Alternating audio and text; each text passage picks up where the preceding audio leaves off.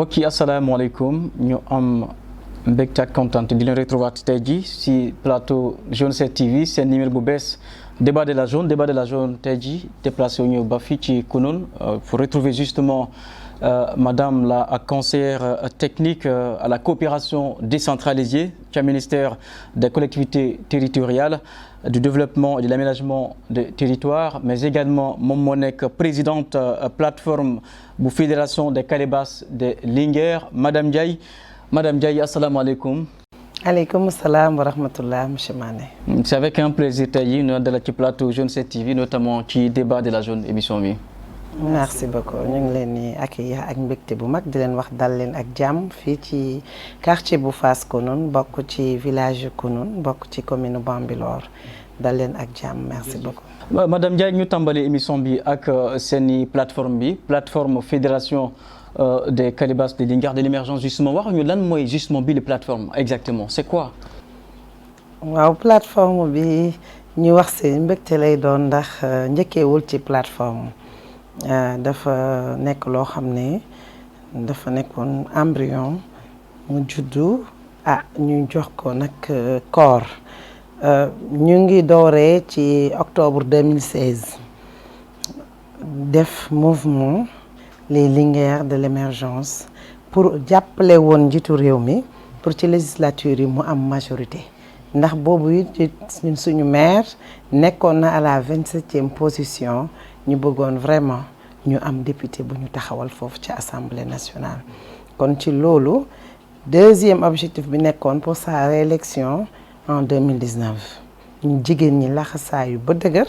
ni bëgg nañu jàppale njiitu réew mi mu toogaat parce que réforme yi mu indi ak projet yi ak programme yi ñun gis nañu suñu bopp ci leadership féminin ci delloowaat jigéen dignitéem ci la participation active sur le développement économique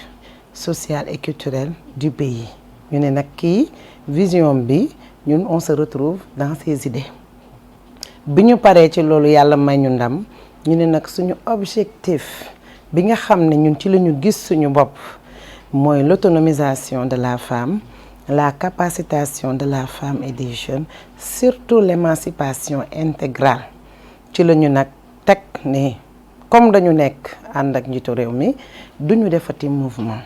calebasse yooyu la nga xam ne dañ ko teg ko pour mën a cartographier suñu ay Linguère ci biir Sénégal dinañu fédérer calebasse yooyu lëkkale ko mu nekk plateforme kon dañu teg step by step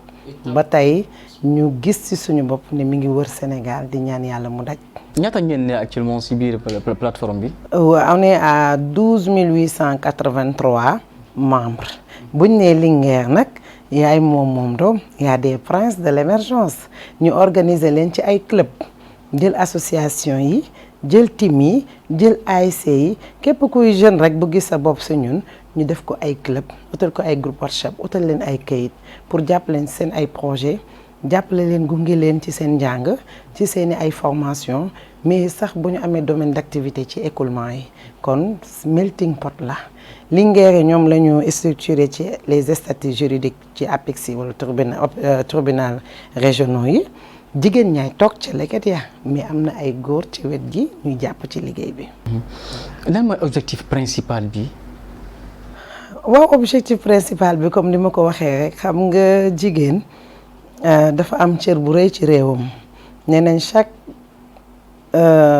derrière chaque grand homme il y a une grande dame. kon li yëngal li ko yëngal moo ko ëpp doole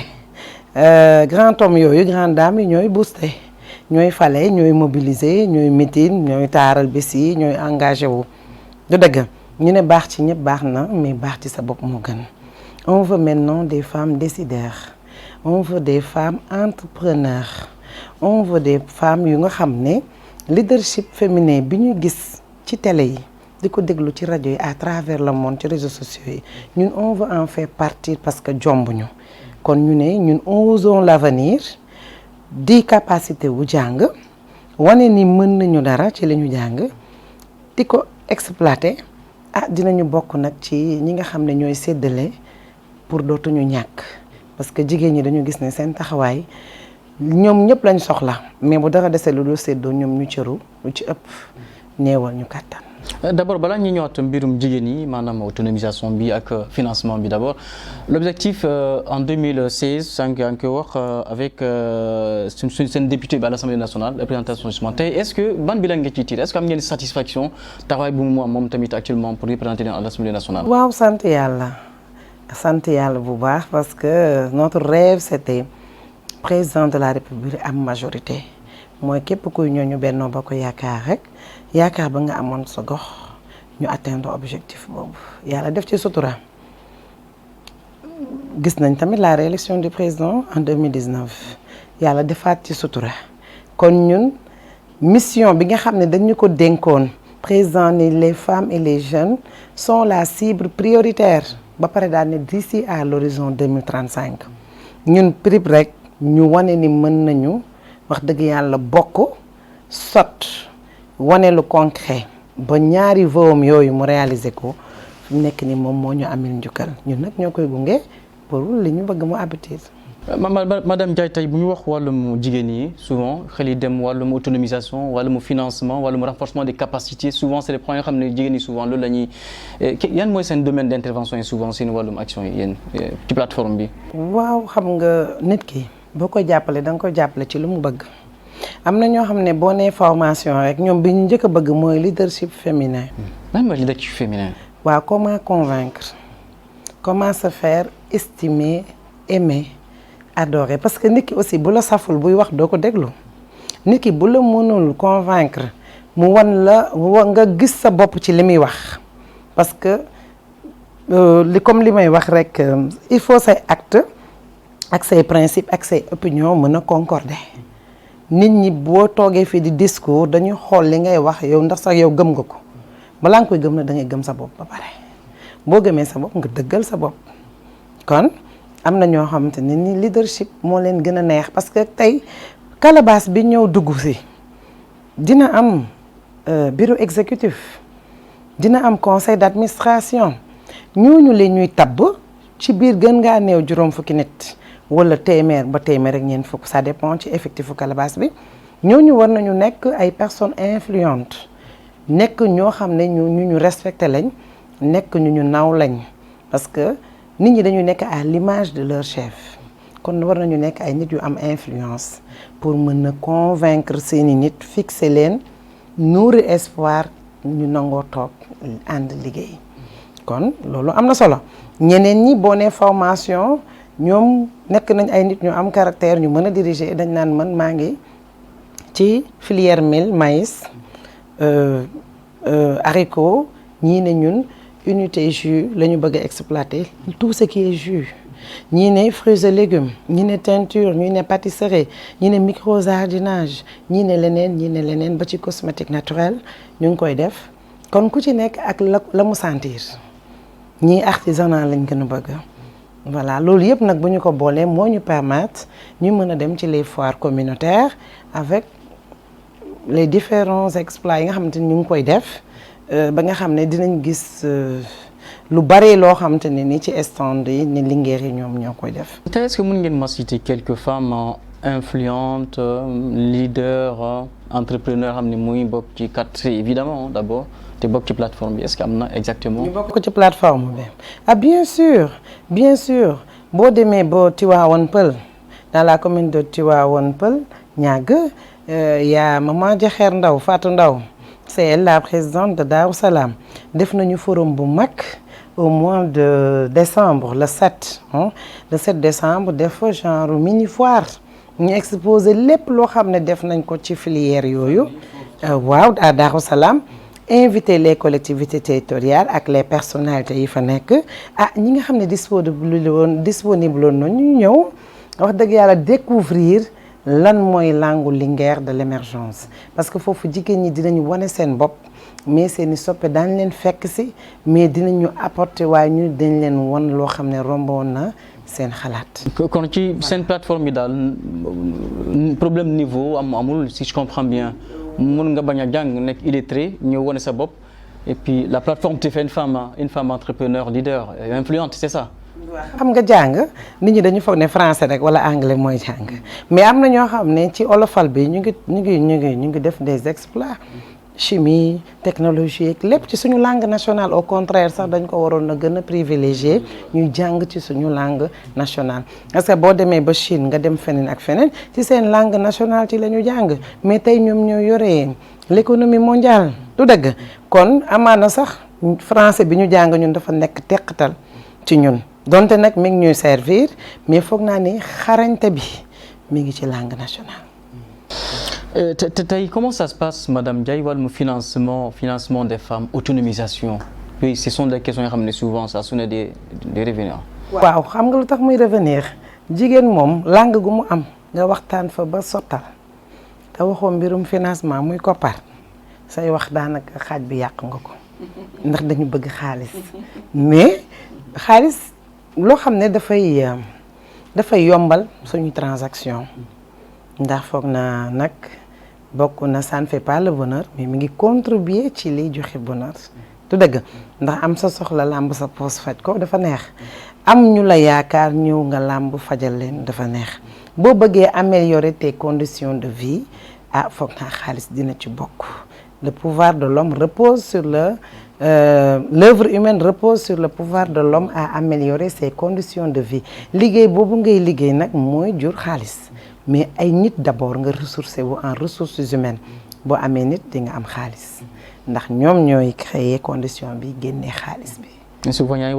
ressources humaines. C'est justement là le problème parfois. Du financement, souvent, elle encaisse d'argent, mais en termes de gestion, le plus souvent, c'est ça, tu vois, le formation yooyu dañ koy def en comptabilité gestion mais bu ñu seetloo jigéen ñi ñu bëri dañ leen xeeb ñu bëri surtout ci kilifa yi mais jigéen ñi la ñu mën ci gestion am nañu toog ci banque mënuñu ko. Voilà parce que mbootaay yooyu ñuy toog. ñu ngi cay def loo xam ne c'est extraordinaire dinañu natt teg ci kees dinañ natt séddoo mais ñu ngi def ay épargne te banque boo dem dañ lay dox ni compte épargne bi c'est obligatoire fii benn compte la ñu am pour 100 femmes wala 150 femmes wala pour 200 femmes wala pour 300 femmes c'est une calebasse ñu mën ci épargner ginnaaw tabaski ba après tabaski loo xam ne dañ cey ndénkaane di ci jàppalante seen biir tabaski boo nañu toj entre 15 ba 20 000 jigéen aka fa denc mu juraat bénéfice yoo xam ne dina leen jëndaloo ay tonu soble ay tonu pomme de terre ay paquetu jus pour ñu ñëw jàppale waat ko borom kër yi te dinañ ci xottil xale yi ca la ñu épargné woon defaraat ci kër yi sañse ci alaaji ak waajur yi kon loolu am na solo. ci loolu mooy taxawaayu plateforme bi tamit le plus souvent ngir gunge jigéen yooyu noonu pour ñu mun a am une bonne gestion efficiente et raisonnable. waaw loolu dafa nekk lu am solo xam nga qui n'avance pas recule bu njëkk ba liñ tàmmoon mooy natt séddoo ñu génn ku ci nekk dem sañse wala nga yore 3 millions sa doom ñu koy ngénteel nga jël ko tasaare ko. ñu ne on peut faire mieux que ça. di ibbi ay entreprise loolu ñu tuddee ko ñun suñu bopp développement communautaire leket bi gën a tuuti ci 4 départements de la région de Dakar mi ngi nekk 50 femmes bu ñu génnee au niveau national comme mission yi dafay metti ñu ne 50 personnes naam baax nañu déplacé wu mais entre 80 jëm ci kaw la ñuy enrôler pour une calebasse loolu le bu ñu toogee di waxtaan dañ leen di wan ni xaalis bi ñuy liggéey ci développement individuel baax na trop mais ñun ñëpp bu ku nekk dugalee sa loxo ñu mettre la main dans la pâte ci lay gën a am buzz ci lay gën a fes ci lay gën a nekk lu concret parce que bu ko ñëpp bokkee kenn du nangu ne ñu wax ne yow yaa ko yàq kon dañuy gën a jàpp ñi mën a jaay ñi mën a defar ñi écouler dem écouler suñu paree nag comme c'est une gestion sobre et vertueuse ñu toogaat xool capital bi daal di xayma def inventaire lii la ñu dépensé lii la ñu am ci bénéfice bénéfice bi la ñuy séddoo lii mooy fay banque bi lii mooy jëndaat matière première lii mooy fay boutique bi. te mi ngi dox. macha allah yàlla na gën a dox. amiin te loo xool wàllum gestion leadership féminin ci 4C yi est-ce que lu am la réellement est-ce que c'est une réalité à votre avis madame Ndiaye. waaw ñun loolu lañ bëgg a dëggal ñun les linguères de l'émergence xamuñu kenn nag parce que bëriwuñu jot. xamuñu kenn ndax bëriwuñu jot ñun lu ñu xam mooy bëgg nañ fu jigéen nekk ci biir Sénégal au fin fond nga am loo xam yokk ci li nga xamoon am loo mën yokk ci li nga mënoon am loo am yokk ci la nga amoon kon dañu jàpp ne képp kuy nit ku baax am vision jàpp ni war nga mën a doxal contribuer ci développement économique gu Sénégal bokk ci les femmes leaders du Sénégal pour ëllëg bokk ci les femmes décideurs yow war nga mën a ñëw dugg ci communauté Linguère de l'émergence ba tax dañ koy doxee di ko waxee ndax weddi gis bokk ci Linguère yi dañu gëm seen bopp zone ya ñu dëkk ñoom dañu démarqué wu ci nit ñi daan doxalee li tax ñu mën a liggéey ak président de la République moom dafa indi la métamorphose soppi doxalin an dëkk bi amul xaalis bi dawatul ci réew meek mayeetuñu nangam ministre yi ay malet lañ daan mayeek moom mu ñëw ne teranga àdduna liggéey moo koy joxe mais yoonu yokkute boobu di plan Sénégal émergent ba mu soppat ñu ko def ko le 5-3-5 foog naa ni nag nit ki da nga war a ñaq jëriñu l'argent sale amul njëriñ di maye à tort et à travers di yàq économie réew mi amul njëriñ parce que on est à l'investissement te ku ne gis na projet yi muy réalisé ñun ñu pare pour ànd ak moom di ko vulgariser waaye di ko wane nit ñu ngi ci fii ñu mënee dinañ ko dëbb ba mu mokk el moo tax jigéen ñi tout le temps ñuy jël meññeefu réew mi di ko soppar ñi di xëcc nit ñi ci consommer local waaye bëgg gën a enrichir pour exporter dëkk du yokk mukk bu bëree lu muy importer mais bu dee may nañ ñu ay moyens yokk suñu ay unité de production ñu am ay bailleurs yu ñu financé ñu mën a jënd les matières premières yi ñu béy am formation bu doy mën ko soppar ñi étiquetage baak emballage yeeg écoulement avec les chargeurs Cochec waa ASEPEX ñëpp gunge ñu dem ci les foires internationales dañu am partenaires yoo xam ne dañuy taxawti lépp lu ñu defar ñu jënd ko te loolu nag mooy contribuer au développement économique du Sénégal ba pare nag c'est une autre forme de lutte contre la pauvreté. indépendance bi tamit ci la bokk. ñu am suñu indépendance. c'est une autre forme de lutte contre la pauvreté ba pare et une lutte contre l'insécurité alimentaire. parce que bay dundee lu am solo la. dinañu may wér gi yaram mais dina xiif ku xiif nag xeex ndool du dëgg loolu moo tax nag ñu bëgg sax ñaax président de la République ak kilifa yi les instituts déconcentrés ñu jàppale jigéen ñi ci retour à la terre daggal ñu ay suuf gasal ñu ay forage jox ñu jiwu ñu dem béy ndax ñun mën nañu béy. Comment comprendre yow en tant que présidente plateforme bi souvent les femmes n'ont pas accès à la terre wàllum suuf souvent jigéen yi moom elles sont tout le temps données pour son lan moo waral à votre avis madame Ndiaye. waaw mooy comme li ma la wax rek xam nga nit ki liñ naan boo sëgg yombee for jafe des fois ñoom duñu xam ne jigéen ñi ñu am nañ potentiel bi naka la ñuy def ba mettre leen dans de bonnes conditions pour ñu exploiter loolu ñoom pour ñoom jigéen ñu ci bëri ca waañ ba ca tool ba de asafurla ci waañ bi ci kër gi pour sàmm xale yi dem marché ñëw. nag c'est une réalité suñu cosaan la nag loolu. tendance yi dafa mel ne dafa renversé wu. le monde moom du 21e siècle. ku ne xam na ni jigéen occupé na place bu am solo ci jàppale borom këram ci biir kër gi. parce que jigéen ñi dañu mën a entreprendre loolu moo tax nag ñuy ñaanal waajur yi ñu yàgg fi di mën a encadrer suñu sœurs yi ñu jàppale ci xale yi ñu toog ci kër gi ñu jàng réussir ci seen sécurité ci droit des enfants sur la protection des enfants lu ñu mën ñu ngi koy def. ñu ngi koy def ibbi ay crèche ay pouponnières ay bambineries pour mettre xale yi dans de bonnes conditions d'hygiène ak leen lépp ci sécurité pour ñu mën a daw jàppi. génne tuuti xam-xam bi nga xam ne aw nañ ko xam wala ñu jàngi dolli si su ko defee jigéen ñi bay rek la ñu mën nañ leen wóolu parce que am nañu jot am nañu patience ni ñuy sëyee bu ñu ko muñee foog naa ni dinañu wane ay résultats te gis ngeen ni 4 heures du matin maire yaa ngi ci oto yi di dem marché ñii di uti jën ñii di dem tool ñii di witti ñii ngi Caaroy ñii ngi Castor ñii ngi kër Abdou Ndoye ñii ngi Rufisque ñii ngi feneen ak feneen kon wax dëgg yàlla nañu yaatal ne góor ñi bëgg nañu ku leen gunge mais la majeure partie du ñëpp luy ñëw ñoom seen biir lañ ko soxlaa jigéen ñi daal nañ nekk ne rek comme ay picc léeg-léeg ñu cof loxo suy leen bëgg ku leen taggal seeni maam nag te loolu nag mën na ñàkk di dëgg kon nag ñun tamit dañuy sant de passage le ministre des collectivités territoriales du développement et de l'aménagement des territoires le ministre Omar Gueye le coordonnateur du département les 12 collectivités territoriales moom mi nga xam ne daaw jox na 2 hectares ci daggu Sangalkam bi Linguère yi jox leen jiw wax dëgg yàlla jox leen engrais jël tracteur defaral leen pour ñu ñëw béy kon kooku dañ koy sant parce que ñaax na jigéen ñi wane leen suuf si pour yéen la ñëw leen ngeen jël ko waaye bu ñu leen ko joxatee def leen ca la ngeen ca war a def ñuy santaat di gërëm aussi madame Domingo waa Prodac yi ren elles sont disponibles pour jàppale waat jigéen ñi aussi defal leen ay serre ñu liggéey. Est-ce qu'il y a ngi sentir aussi le soutien des 4 maires de 4C évidemment. waa xam nga sentir moom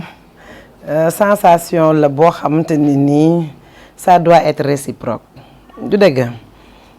bien vrai que ni Linguère yi dañuy prôner pour l'autonomisation de la femme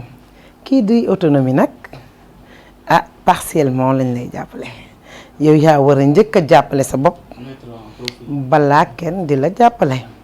bien vrai que ni nag li ñu gën a liggéeyal ci biir 4C yi notre maire ñu ngi koy nuyu de passage le maire de la commune de Bambilor monsieur Ndiagne Diop ñu ngi koy nuyu bu baax brassage ak collaboration bi Linguère yi war a am ak commune de Bambilor donte on a 1054 Linguère dans notre commune 1054 communes de Bambilor ëpp na ko sax ndax am na calebasse yi juddu fan yi mais il fut 1 an dañu def la cartographie jël rapport d'évaluation yi parce que calebasse bu dugg rek da nga adhéré mais soo adhéré pratiquement dañ lay delloowaat njukkal une enveloppe de 100 000 francs plus une jolie calebasse une belle calebasse mais xaalis bañ la jox pour nga dem séddale ko day tax yow nga mën ci fay ñu monter la sa dossier sa statut juridique sa règlement intérieur ak sa PV bis ba ngeen waxtaan jiboo ni pare ngeen pour dugg ci Linguère mu nekk GIE bu officiel boo xam ne da ngay dem ba APIX fay ko jënd say timbre bis ni ki tey nga am entreprise en bonne et due forme nit ki boo ko bëggee jàppale nag doo ko jariñoo da nga koy jariñ te calebasse bu ci nekk am na kayit boobu pour mën a dem vers des financements des formations mais nag ibbeeku pour am brossage ak les collectivités territoriales ak les ministères ak yeneen ONG yi. C'est ma question sànq madame Ndiaye malheureusement est-ce que yéen a ngi sentir réellement dimbale soutien maire 4C yi. non sentiruñu ko parce que maire yu bëri boo defee sa demande d'audience mosuñu la recevoir lu mel ne le maire de Tivaouane Peulh léegi nga dem def forum fenn maire ba yaa koy jox lettre ba ca loxoom du ñëw audience yi duñu ko jël les appuis pour les fêtes de Korité wala Tabaski Linguère yi duñ ci gis seen bopp wala une infime partie maire Jaxaay même chose maire Yène recevoir nañu ni vraiment bëgg na liggéey ak Linguère yi mais peut-être jotam amul yeneen noonu Tëngéej noonu dañuy recevoir des fois Linguère yi mais li ñu tuddee le flow up muy suivi gisuñ ko ci promesse sur promesse mais gisuñ lu concret moo tax nag ñu wax ne Linguère yi na ngeen gëm seen bopp jàpp ni on ne peut compter que sur nous-mêmes parce que politicienne bu ko nit di def day ragal mbooloo wala du gëm ne nit ki dafa ñëw pour ànd ak moom ngir yàlla te ànd bi gën a neex mooy ànd ngir yàlla mais ñoom dafa mel ne pare wuñ pour ànd ak Linguère yi ngir yàlla ñu ngi xool ndax Linguère yi war na leen mën a teqatal loolu du suñu initiative ñun li ñu xam mooy dañu bëgg a wane ni ñun mën nañu dara nekk seen ay jigéen nekk seen ay sœur ànd liggéey dans la parfaite collaboration gagnant du dëgg su ko defee lépp loo xamante ni ONG la wala muy partenariat bu dugg ci biir commune yi ñu woo Linguère yi parce que am nañ kayit ñu xool yan formation lañ leen mën a may wala ban contribution la leen Linguère yi mën a apporter te pourtant bu ñu soxlaa mobilisation dañu ñuy wax lu ne pour Linguère yi ñëw mobiliser du dëgg mais bu ñu paree ci yow pare nañ ci yow ànd boobu nag dama jàpp ne c'est pas sincère. lan ngeen xaar ci maire yi yéen tamit concrètement tamit lan la Linguère yi xaar ci maire Catrice yi wala kilifa yi nekk ci gox. waaw liñ ciy xaar lu yomb la te lu mën a nekk la parce que maire dama foog ne ñu ci bëri dañu fàtte li tax ñu fal leen un maire c'est un édile un serviteur. yow yaa war a dem sax à l'encontre de ta population. du dëgg dem enrôler les conseils de quartier man gisuma benn maire buy laajte ana conseil de quartier wu quartier yi def des rassemblements des assemblées générales woo chef de village ak chef de quartier yi ñu toog benn waxtaan defal leen sax formation ñoom naka la ñu mën a téye dëkk yi di résoudre problème yi sax te tribunal wala ñoom duñu ko yëg man gisuma ko yàlla rek moo tax may wax ñaareel ba aussi approche bi ñu war a am ak seen population surtout jeunesse bi les ASC les associations yi ne ci suñu gox yi am ay këyit te waroon ko mën a déposer bu ñu amee budget mu am loo xam ne war nañ ko mën a jàppale xale yooyu depuis ma ñëw fi gisuñu ko ñun ñooy ëlbati ko di leen jàppale ci lu ñu mën du dëgg kon li ñuy xaar ci ñoom mooy ñu ibbil ñu buntu yi parce que on ne peut pas venir défoncer collectivité territoriale respect nga mën a liggéey waxtaan ak moom su la bëgg recevoir nga xam sa bopp toog xam ne wiiri jaari ndaari du dëgg mais ñun li gën a am solo mooy li ñu gëm nañ ci nekk muy liggéey dans la fraternité dans la sincérité gëm ne ëllëg du añ du reer mais lu mat a sedd la bu ñu dëggalee suñu bopp bokk ndey bokk baay ñu wóoluwante surtout suñu borom dina wàcce yërmande ba communauté des Linguères de l'émergence am taxawaay bu mucc ayib ci réew mi ba ëllëg bu ñu jeexalee mandat présidentiel en 2024 on sera des faiseurs de roi wala ñu nekk les reines toog fi di doxal ñun loolu la ñu gëm. Vous rêvez au pouvoir, c'est ça? Mais le pouvoir c'est quelque chose. Le pouvoir c'est bien ça, vous voulez dire? loolu mën na nekk. Ah ouais? Au Sénégal? loolu mën na nekk suñu borom daf ne amul benn xeetu xéewal bu ma wàccee mu jomb leen mais il suffit simplement d'y croire. Sénégal la ñu nekk madame Diagne. bu ñu nekkee Sénégal nag. dafa am ay réalité yoo xam ni mu ngi fi suuf. bu yàlla dogalee ci ësal jiitu na suñu juddu ne jigéen dina jiite réew mi jigéen da koy jiite et les conditions vont se réunir pour jigéen jiite ko mais loolu obnubilé wuñu du dëgg li ñu ëppal solo mooy d'avoir la proximité avec nos populations contribuer au développement économique de notre pays et de nos localités en particulier waaye nit ñi xam ne ñun pare nañ pour amal leen njariñ gunge leen ngir yàlla fal nag yàlla moo ko téyel boppam ak bakkan ak feebar ak wér ak soxna ak dem mag loolu yépp mi ngi ci suñu kanam mais li ñu ñor tey mooy nekk ay jigéen leaders nekk ay jigéen entrepreneur ne pas être des femmes objets. 2016 excusez-moi 2016 justement vous existez depuis boobu ba léegi tey yan mooy conditions yoo xam ne peut-être si on voudrait peut-être adhérer communauté plateforme bi qu'est-ce qu'il faudrait faire lan yan mooy conditions yoo xam ne pour mën a bokk ci communauté bi. waaw pour bokk ci communauté bi di nga nekk masse bu juróom fukki nit bu dee yaa ngi dëkk ci 4 départements wu région de Dakar juróom fukki nit bu ci nekk soo ñëw di nga fay sa carte de membre à 2500 francs di nga indi sa lot pièce photocopie d'identité 5 carte yi dañ la koy retourner bi am numéro de téléphone moom la ñuy jël pour mën la defar la liste de ta calebasse du dëgg mais dafa am loo xam ne dafa jiitu ci liggéey bi muy une marraine officielle la première dame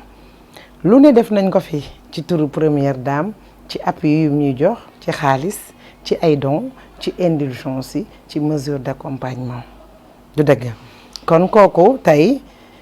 dañuy joxe juróomi téeméer jënd ay écharpe yu ñu imprimé je suis Marème Faye Sall y a une photo boo xam ne man ak moom la ñu téye calebasse bi c'est pour nous identifier dans les cérémonies de rassemblement bu xew amatee ñun ñu distingue ñu ci biir jigéenu Sénégal yi wala suñu jigéenu département wala ci jigéenu quartier yi ndax mënoo solal ñëpp day metti te jigéen ñi dañu tàmm sañse souvent nilo yi ñuy joxe soluñ ko la ñu am suñu armoire yi moo ko dàkk mais pour ne pas se fatiguer te bëri nañu mbooloo macha allah on est à 2774 ci département de Rufisque tey bu ñu doon def assemblée générale ci salle des fêtes wala ci place publique pour ñu solal ñëpp dinañu metti parce que yaakaaruñu autorités yi ñu jàppale ñu ci bëri bëgguñu mbooloo mu fës dañu bëgg ku nekk derrière ñoom di leen bësal seen tànk wala di leen ragal seen ginnaaw te ñu loolu tax ñoo jóg on peut travailler dans la convivialité ci jàmm ak salaam mais nag kenn moomuñu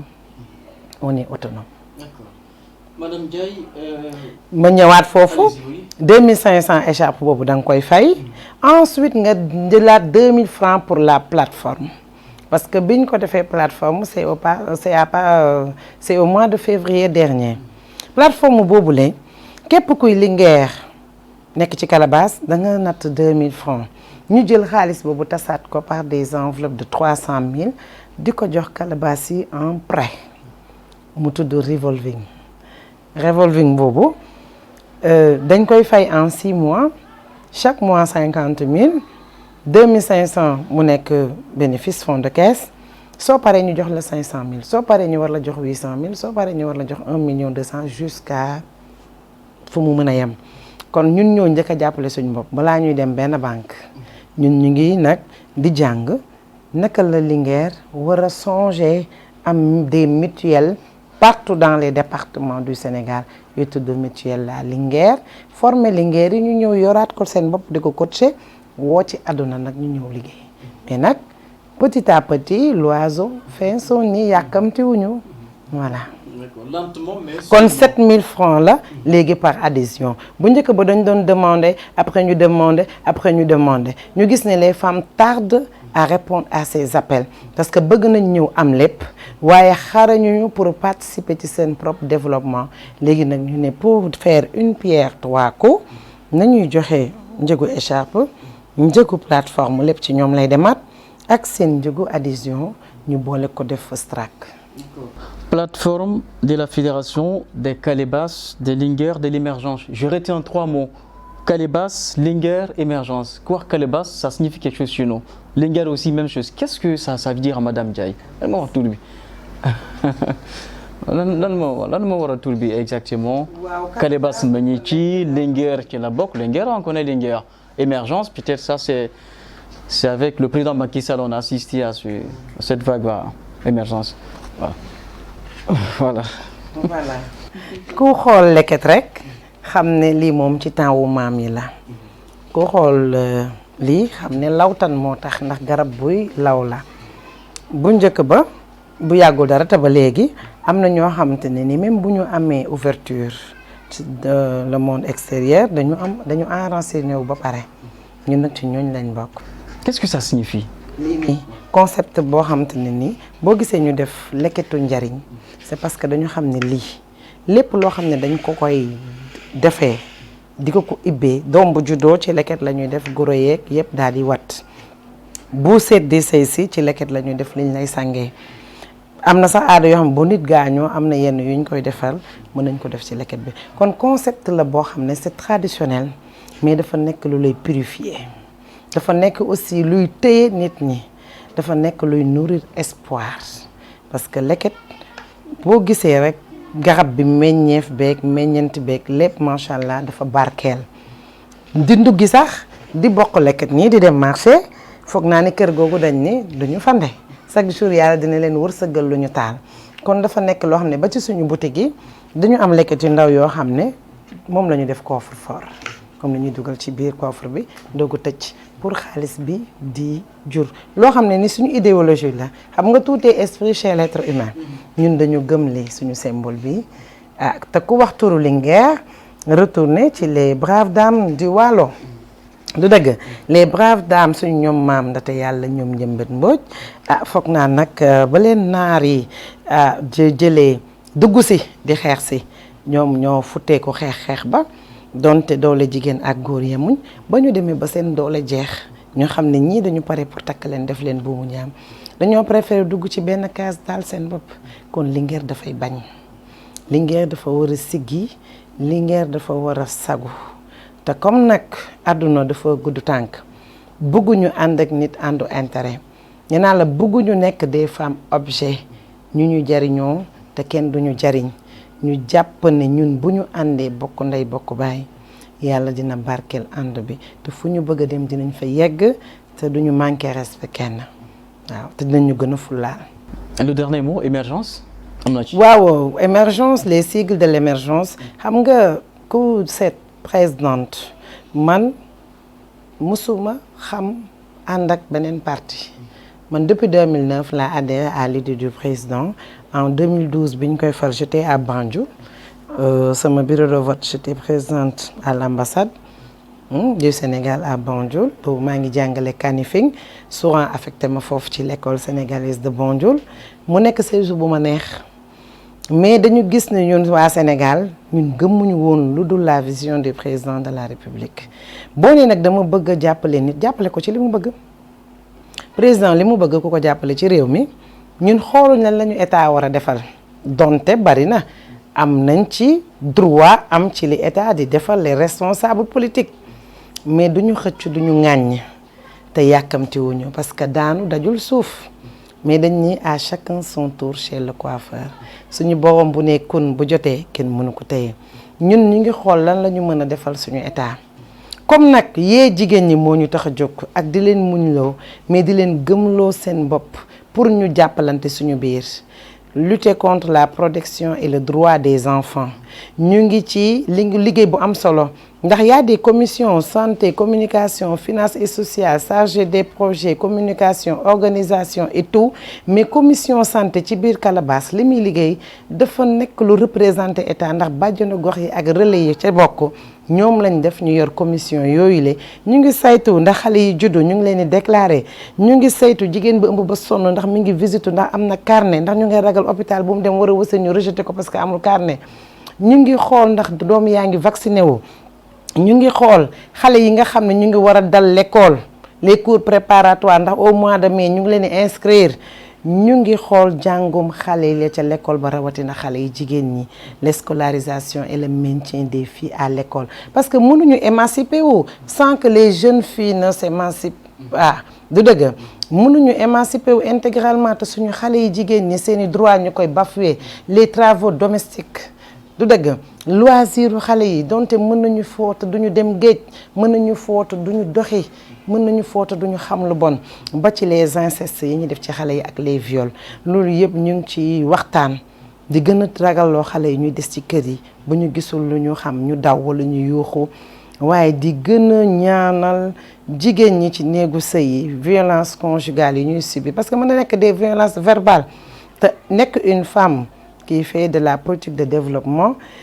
nekk na loo xam ne des fois nga dund lu metti ci sa biir xol wala ci sa biir kër parce que temps ba ngay am pour dem jàppale nit ñi ñu suqaliku wala nga yee li nelaw ci seen biir xol souvent ça ne te paye pas au retour yow yaay mujjaat di muñ xam ne lii nattu la nga gëm ko ñaan yàlla yombalal la yoon bi mais c'est pas facile loolu yëpp nag buñ koy def donte ñu ngi jàppale réew mi ak njiitu réew mi mais suñu bopp lañ ko defal parce que ñun ñoo am proximité ak population bi ñooy dem ci ngénte yi ñooy dem ci gàmmu yi ñooy dem ci conférence yi ñooy jàppale xale yi jigéen xale yi góor yeeg yu jigéen yi ci association yi ak ci team yi ak ci seen li ñu bëgg kon ñun li ñuy ñaan président rek ak yenn autorités yi territoriales yi mooy maires yi ministres yi députés yi ñu gën a jàppale les groupements féminins rawatina nag Linguère de l'émergence parce que dañu taxawaay boo xam ne kilifa yëpp moom la ñu waroon taxawee ñun ñu ñëw taxaw ko ndax gisuñu seen présence sentiruñ ko ndax autorité dafa war a nekk commercial bu ne damay liggéeyal président mais si tu es inaccessible ku la woo téléphone doo jël duñ la jot ku ñëw vigile bi ne ko amoo rendez-vous doo dugg mi ngi feebar war a feju mi ngi xiif war a lekk dëpp ñetti fan cin ci ñan la ñuy ñëw ci ñun ñi ñuy séddoo suñuy dépense ak ñoom di jënd ordonnance yi di dem ci conférence yi di dem ci gàmm yi di dem ci lépp kon poste bi dañuy ñaan yàlla def ci dara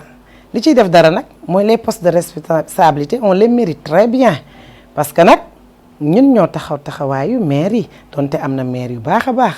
taxawaayu ministre yi donte am na ministre yu baax a baax taxawaayu député yi donte am na ñu baax a baax mais bu ñëpp yemoon am ñu génn seen cër kon nag nañu gën a dooleel jigéen ndax tey boo jëlee lu mel ne département de Rufisque y a 12 collectivités territoriales amul benn maire bu jigéen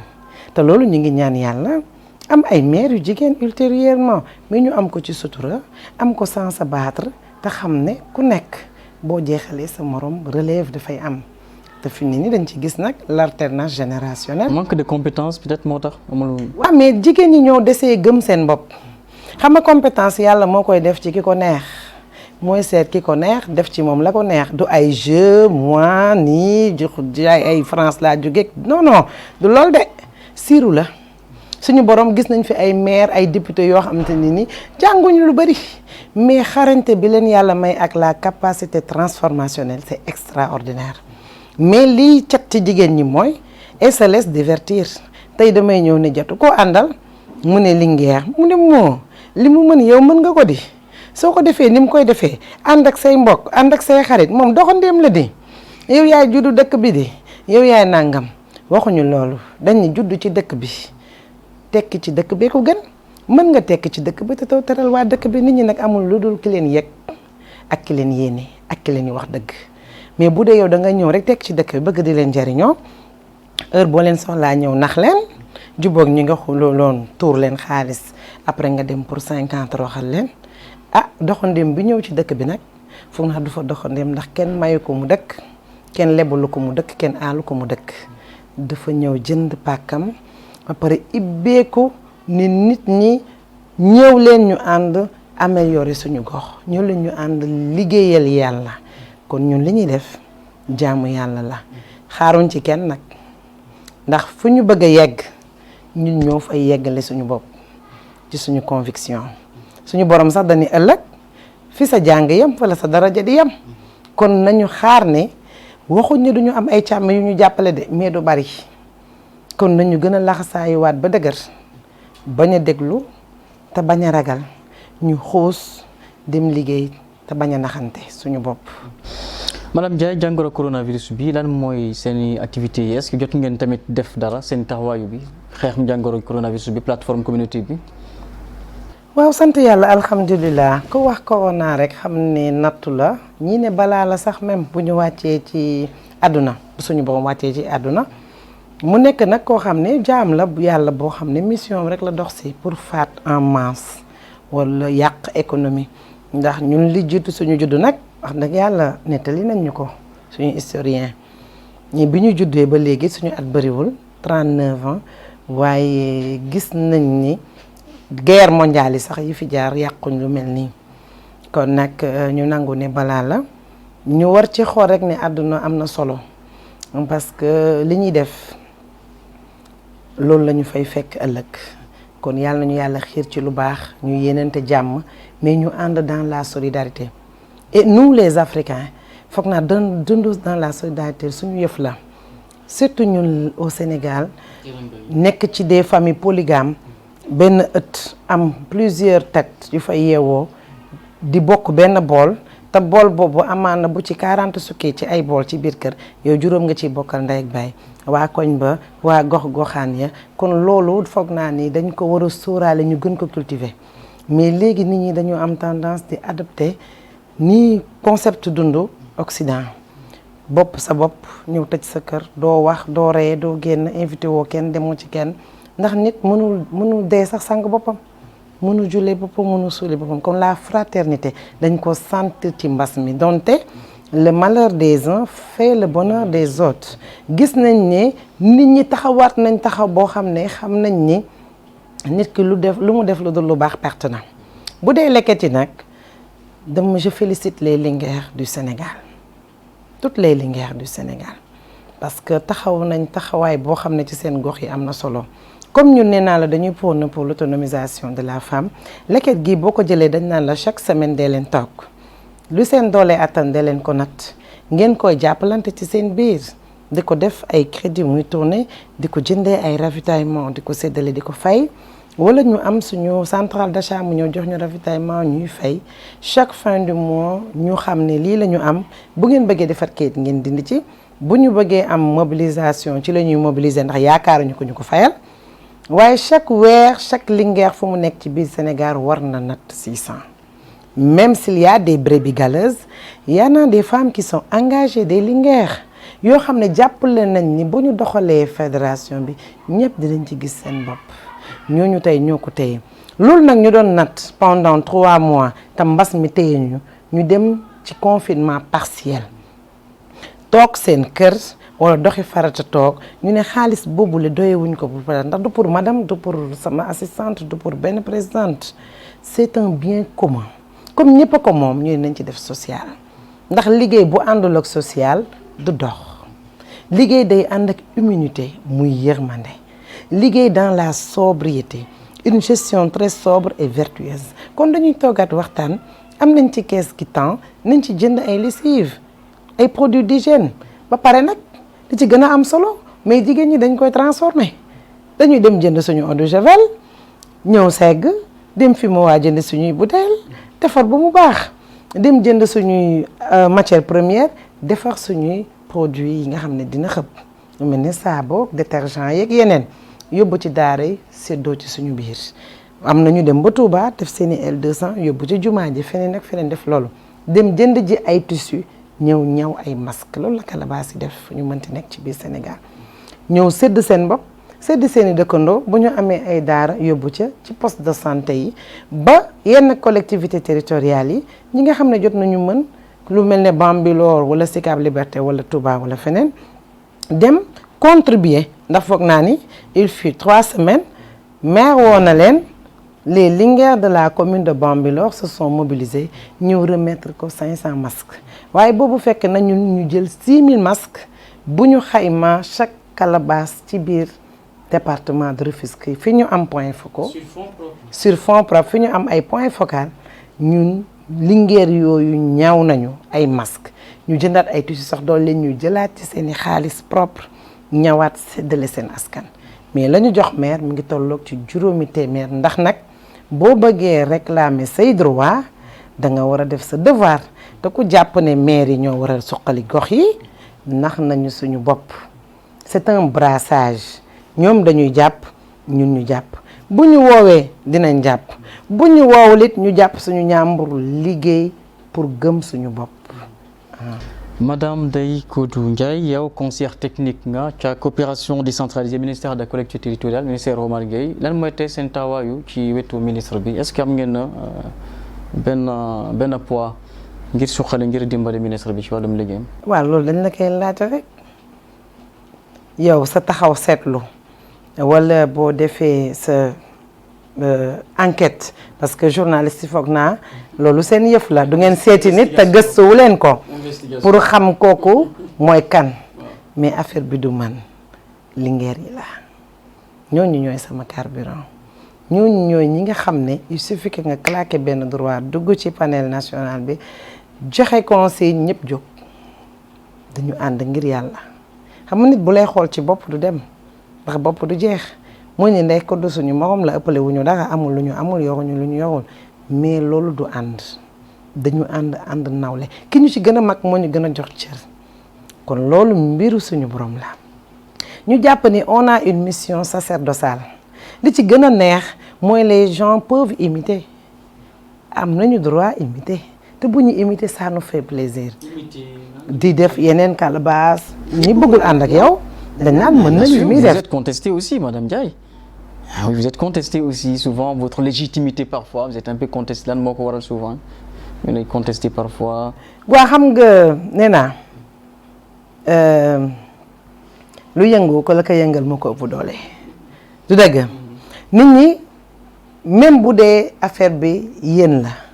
duñ leen nangoo gëmloo ne affaire bi yéen la mais yéenay imposer seen bopp ne affaire bi ñun la te dëgg neexul affaire bi linguère yi la parce que xam nga lu tax concept bi ñuy doxee man gisuma ko fenn ci benn ànd fii lu fi jigéen ñi jëm tas nañ ko parce que dañuy xëccoo te fii xëccoowuñu wóolu nañ ma bëgg nañ ma te jàppale nañu ma ndax ànd boo xam ne jigéen ñi ñooy dindi ñoom ñëpp seeni dërëm seeni ñaar dërëm teg sur table pour ngeen doxal te moom bëgguñu ci dara lu madame la présidente président de la république sax amul loolu nag du dëgg kon suñu borom bu la defalee lu mu deful kenn dangaa war a def lu kenn deful man sama rôle mooy ñaan suñu borom à tout instant yàlla nañ jàppal suñu tànk ba ñu bañ a faqastalu yàlla bu ma fuuy yàlla bu ma beew te yàlla bu ma wuruj ndax ñoom li ñu bëgg rek foog naa ne war nañ ko mën a bokk def wax ko ba mu rafet xam nga lu tax ku nekk mi ngi jéem li Linguère di def ñu yee ñu bari nag kon ñun on n'a plus droit au recul on est en train d'accéder au sommet mais li may ñaan Linguère yi mooy il est encore plus difficile de se maintenir au sommet yee nañu ñëpp soo demee APEX gay dañ koy rang ba ci bunt ba ndax 4 ans ci ginnaaw buñ fa demaan duñ fa fekk plus de 20 personnes wala les jeunes entrepreneurs lañ fay fekk mais léegi mbootaay jigéen ñëpp xam nañ ni mbootaay dañ ko war a valider certifier ko structurer ko loolu le mérite nous revient ba tey it xam nañ ni lépp loo xalaat lu baax rek am na keneen ku ko xalaat du ñu rek a bëgg lu baax mais dama ne qui se ressemble s'assemble du dëgg kon Linguère yi ñoo bokk conviction lu tax ñuy contesté mais ku tëgg ni tamal ñu tullee la ñaari bool nit ki bu dee la muy def la ngay def moom mënu ko gestion bu sobre sax moom mënu ko ndax gëmu ko ndax kees gu mu yoroon dëpp na ko kooku du bëgg li nga yor dem te nit seetu la dalay jox image am mais yow dëgg ma la li nga dëgg man rek nga foncé nga dem foog naa ni suñu communauté bi président de la république bis bu bëggoon adhéré ci Linguère sax bu ñëwee day natt 600 di natt par semaine parce que ñun loolu lañ gëm di ci def social di ci jàppale suñu bopp di ci parcourir nag le territoire national fa ñu am point focal di vulgariser ces projets et réalisations di ko waxal lu baax waaye di gëmloo ni jigéen ñi affaire bi ñun la askan wi yaakaar te muy dëgg. man lu ma jaaxal madame Ndiaye vous êtes tellement nombreuse auprès du ministre Omar Gueye yéen ñëpp benn objectif ngeen am te dimbale ko suxale ko mais après vous ne comprenez pas du matul kenn nag peut-être vous allez comprendre la question lan moo war a justement problème boobu nag seen diggante bi te ngeen nekk tous auprès du ministre liggéey ak ministre bi lan moo war a exactement. waaw monsieur Mané jàppale ministre lu ñu war la les Linguère du département parce que bu dee da nga am kilifa boo xam ne président de la république xam na mooy kan. teg na ko place am gouvernement ba mu formé dugal ko ca moom mu taxaw à haute voix ni man tey président deselatuma dara li ma war mooy ma dajaleel ko njabootam du dëgg woolu Linguère ba mu ñëw apprécier suñu liggéey du dëgg bu ñu xewlee mu ñëw fekk suñu encouragé ñu ci ni ñu jàppalee président rafetlu ni ñu àndeek première dame safoo ko ñaareel bi gis ne en tant que coordinateur du département de Rufisque responsable xew yuy jaar ci loxoom mu gis ne am na mbootaay bu gëm seen bopp bu bëgg président de la république waaye bu xam ne programme mu liggéeyal ëllëg ñoom war nañ ci occuper place bu kawe mu ñëw taf ñu ci wetam foog naa ne duñu ko bañ waaye ki ñu ñor mooy moom mi ñu woo ci boppam Linguère de l'émergence présidente ba elle a été gestionnaire au CM Kër Ndiaye Lo parce que depuis 2002 laa nekk institutrice dugg fonction publique en 2014 ma nekk spécialiste en gestion des établissements scolaires nekk fii la ci CM Kër Ndiaye Lo waaye nag bi ma dugg see yàlla may ma am fi makkaan fii ci Fass Kounoune ci village Kounoune commune de Bambilor ma gis ne nit ñu baax ñoo fi dëkk mais jigéen ñi xamaguñu yoon bi te lii nelaw ci ñoom c'est extraordinaire soo toogee ak jigéen ñi di leen déglu ñuy wax ñoom ci seen bopp ñoo lay jox la solution de leur problème ku ci nekk ci ñoom am na lu ko yàlla may lu extraordinaire bu ñu àndee réaliser benn concept dañ naan ñu madame dañu nawaat suñu bopp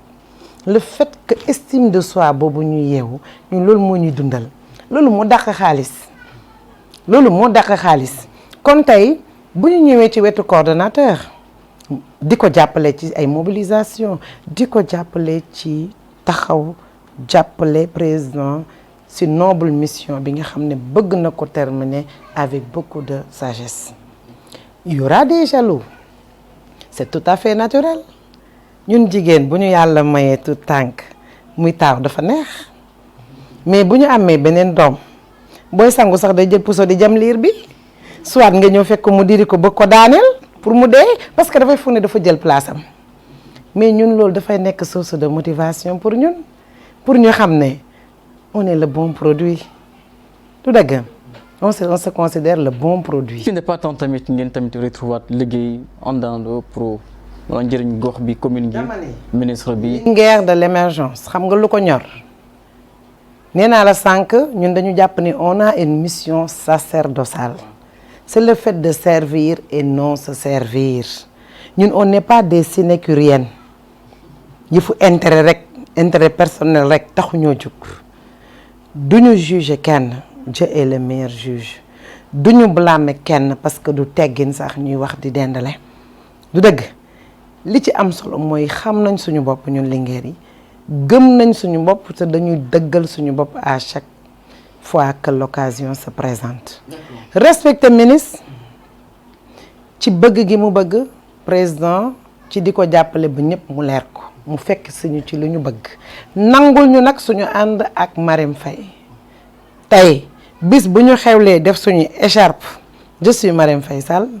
daf koy cautionner parce que moom vision sori na ay débat de bas étage wala ay tas mbooloo du dëgg kon lañu ñor ku ñu xajal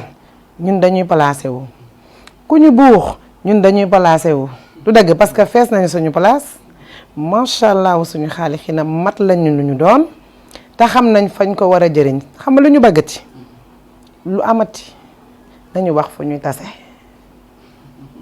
du dëgg ndax Linguère yi moom ah ku leen xamul it dégg nga leen mobilisation moom ñunu mayewuñu dara te nag dina ko arranger parce que képp ku daan cuune wala ngay yaafus ah boo jógul boo ragalee na nga daw parce que Linguère dañu ñëw dal seen gaw de ne am naa nit te mobilisation mënoo indi Ndiaga Ndiaye minicar wala cette place ah Linguère yi bu ñu ñëwee nag sa cuune dana feeñ kon nag foog naa ni na ñëpp fagaru tey mobiliser. Dernière question Madame Ndiaye avant émission bi jeexal communalisation tey seen gox bi Kounoune vraiment la localité manque de tout amul leen peut-être jumtuwaay yi infrastructure dara amu fi te tey ñu bari yaakaar ni jot na vraiment tamit commune gi nekk tamit Kounoune nekk commune quoi est-ce que yow bokk nga ñi réclamer communalisation Kounoune. waaw alhamdulilah xam nga communalisation moom. foog naa ay décret la ak ay charte ak ay leneen ay réforme dëgg ku ne bëgg nga am commune rawatina 5 villages kenn weddiwul ne mën na nekk commune du dëgg mais dama jàpp ne jarul ñaawoo te man li ma si gis ñaawoo la parce que ñi koy plaider sax gëmuñ ne war naa mën a nekk ndax bu dee li ngay wax dafa ànd ak éthique morale ak immunité doo boddi kenn doo xeex kenn doo soupçonner kenn doo sosal kenn waaye bu dee yow fi nga bëgg nit ñi xool ngay xool fi nga bëgg nit ñi xool rek la ñuy war a xool doo raisonner foo toll yaa ngi naan diwo ma xañ commune Amar Gueye mënuñu xañ commune la décision ci président la aju. Madame Ndiaye vous faites allusion à qui exactement s'il vous plaît. mooy ñu yor communalisation bi. ñaan exactement. xam nga danga ko tudd.